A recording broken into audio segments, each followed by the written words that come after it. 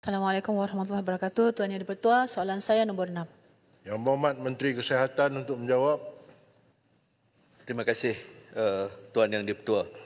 Bagi menjawab soalan pertama, berdasarkan data terkini, keperluan tambahan sumber tenaga manusia dalam sektor kesihatan di negeri Sabah, terdapat peningkatan yang diunjurkan menjelang tahun 2030.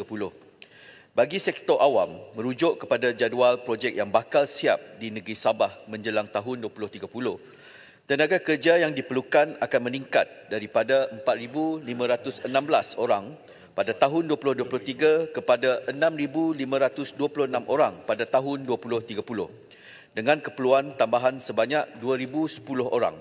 Untuk sektor swasta pula, diunjurkan peningkatan daripada 645 orang pada tahun 2023 kepada 810 orang pada tahun 2030 dengan tambahan sebanyak 165 orang pegawai perubatan. Secara keseluruhannya, jumlah tenaga kerja kesihatan yang diperlukan akan meningkat daripada 5,161 orang pada tahun 2023 kepada 7,336 orang pada tahun 2030 dengan jumlah tambahan sebanyak 2,687 orang. Nisbah doktor kepada penduduk juga dijangka memperlihatkan peningkatan yang positif daripada 1 doktor bagi setiap 697 penduduk pada tahun 2023 kepada 1 doktor bagi setiap 571 penduduk pada tahun 2030. Ini menunjukkan bahawa penambahan tenaga kerja dalam sektor kesihatan di Sabah adalah penting bagi menampung peningkatan populasi dan memastikan perkhidmatan kesihatan yang lebih mampan. Bagi strategi dan inisiatif yang telah dijalankan untuk merapatkan jurang nisbah doktor khususnya di Sabah adalah melalui memberikan keutamaan kepada pegawai perubatan anak kelahiran Sabah untuk menabur bakti berkhidmat kepada rakyat Sabah. Yang kedua adalah menempatkan lebih ramai pegawai perubatan yang telah menamatkan pengajian kepakaran dan pakar perubatan tetap dan kontrak bagi menyokong perkhidmatan perubatan dan kesihatan di Sabah. Berusaha mengisi jawatan pegawai perubatan dan pakar perubatan yang masih kosong di fasilitis kesihatan Sabah. Mengemukakan permohonan untuk mewujudkan jawatan tambahan pegawai perubatan dan pakar perubatan kepada agensi pusat khususnya bagi fasiliti baharu dan fasilitis dinaik taraf. Dan juga melaksanakan pendekatan inovatif iaitu menggabungkan perkhidmatan kepakaran dalam lingkungan fasilitis tertentu menerusi konsep hospital cluster dan melaksanakan konsep visiting specialist dengan izin bagi pakar perubatan untuk menyampaikan perkhidmatan kepada penduduk di luar bandar. Meneruskan pelbagai insentif untuk menarik dan mengekalkan petugas kesihatan khususnya di kawasan luar bandar dan pendalaman, antaranya kemudahan bayaran insentif mengikut lokasi dan tahap kesusahan, tambang ziarah wilayah dan bayaran insentif penempatan pakar perubatan dan pakar pergigian di fasilitis kesihatan di Sabah.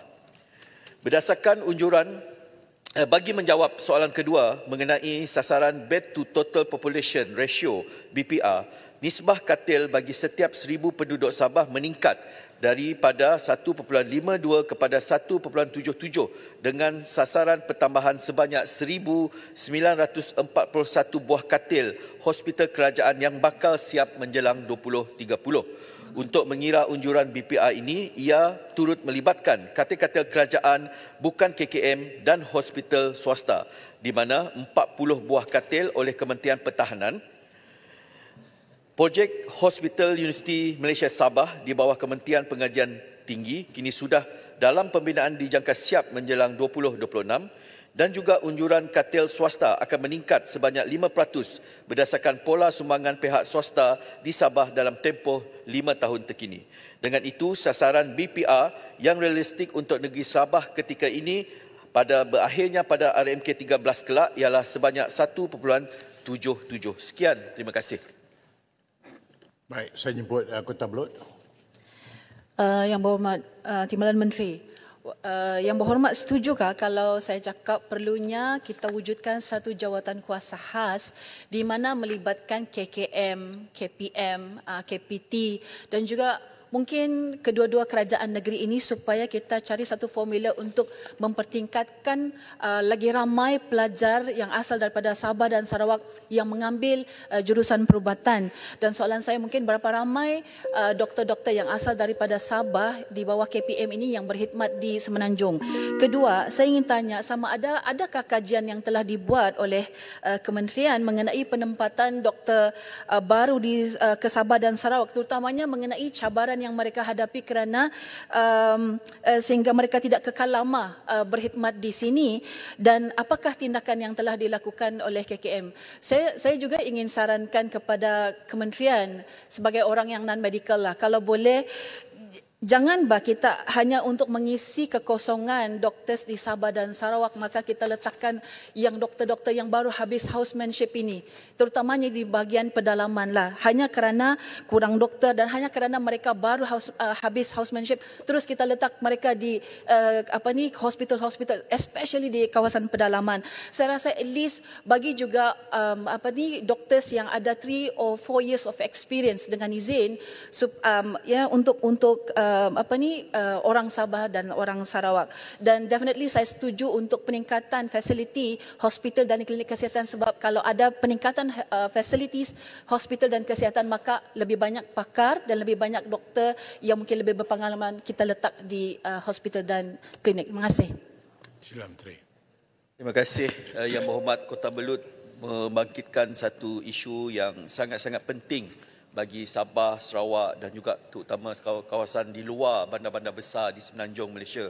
Cabaran besar di Sabah kelak menjelang akhirnya RMK ke-13 adalah banyak fasilitis-fasilitis baru yang akan dibina dan juga akan siap, terutama sekali bermula dengan naik taraf Hospital Tawau yang akan mula beroperasi menjelang 2025, dan seterusnya untuk makluman rakan-rakan di Borneo, terutama sekali di Sabah, hospital seperti Papa, Hospital Beaufort, Hospital Kota Merudu yang kini sedang dalam proses tender dan juga kerja-kerja awalan, dan proses kerja-kerja awalan juga dilaksanakan seperti di Hospital Duchess of Kent di Sandakan, dan juga tambahan blok baru bagi wanita dan kanak-kanak, dan juga ini melibatkan pertambahan katil sehingga 1,900 katil. Dan juga cabaran besar yang berlaku di Sabah adalah penempatan dan juga pengisian jawatan-jawatan MO ataupun pegawai perubatan ini tidak dapat mencapai jumlah yang maksimum ataupun optimum. Mengapa? Kerana kita masih lagi terbeban dengan fasilitis-fasilitis kita yang daif.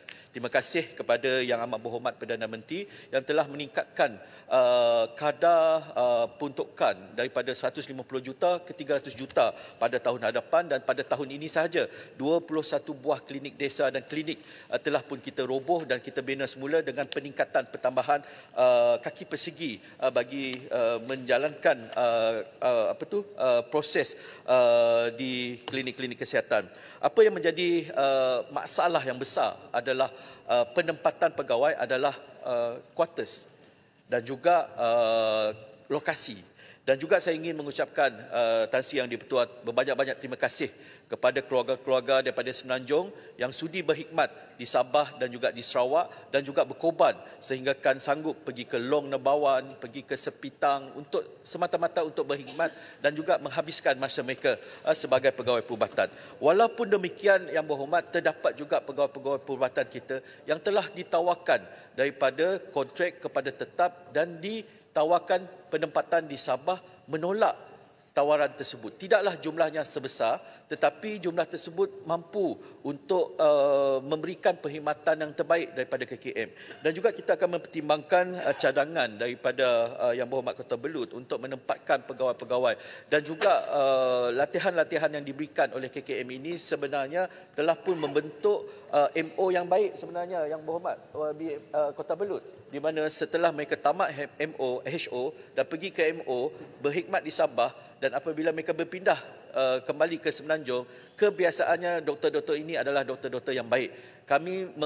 Kita menghasilkan doktor-doktor yang baik, tetapi dalam masa yang sama kita semakin berdepan dengan kekurangan MO ini. Saya berharap agar doktor-doktor yang ditawarkan daripada kontrak tetap dan ditempatkan di Sarawak supaya untuk menjalankan khidmat negara mereka sekurang-kurangnya 2 tahun di Sabah dan Sarawak, supaya mereka rakyat-rakyat kami, keluarga-keluarga di Sabah dan juga Sarawak mendapatkan perkhidmatan daripada doktor yang bermaruah. Itu adalah harapan saya sebagai Timbalan Menteri datang daripada Sarawak dan juga Borneo, dan juga itu adalah harapan daripada rakan-rakan blok Borneo ini. Sekian, terima kasih.